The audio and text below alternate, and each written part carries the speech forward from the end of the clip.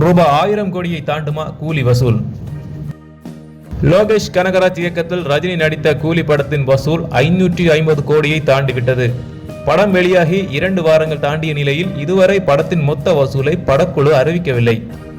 404 கோடி வசூல் என்பதுடன் நிறுத்திக் கொண்டது. ஆனாலும் படத்தில் நடித்தவர்கள், டெக்னீஷியன்கள் மத்தியில் இதுவரை படம் 550 கோடிக்கு மேல் வசூலித்துள்ளது என்று கிசுகிசுக்கப்படுகிறது.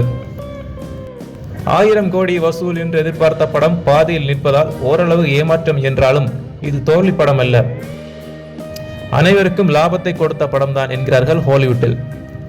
படம் குறித்து கடுமையான விமர்சனங்கள் வந்தபோது வெளிநாட்டில் இருந்தார் இயக்குனர் லோகேஷ் கனகராஜ். அவர் ஓய்வு எடுத்து வருகிறார். தான் ஹீரோவாக நடிக்கும் படத்துக்காக தாய்லாந்தில் சண்டை பயிற்சி எடுத்து வருகிறார் என்று கூறப்படுகிறது.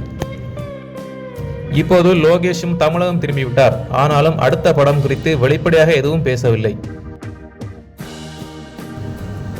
இதற்கிடையில் ரஜினி ரசிகர்கள் கூலி 1000 கோடியை எட்டவில்லை, ஆனால் அடுத்து ரஜினி நடிக்கும் ஜெயிலர் 2 படம் 1000 கோடியை தொட வாய்ப்பு உள்ளது. அதிலும் பாலகிருஷ்ணா, சிவராஜ்குமார், மோகன்லால் உள்ளிட்டவர்கள் இருக்கிறார்கள் என்று இப்போதே பேச தொடங்கிவிட்டார்கள். நன்றி நண்பர்களே. இதுபோன்ற சினிமா தகவல்களை தெரிந்து கொள்வதற்கு எங்களுடைய சேனலை சப்ஸ்கிரைப் செய்யுங்கள்.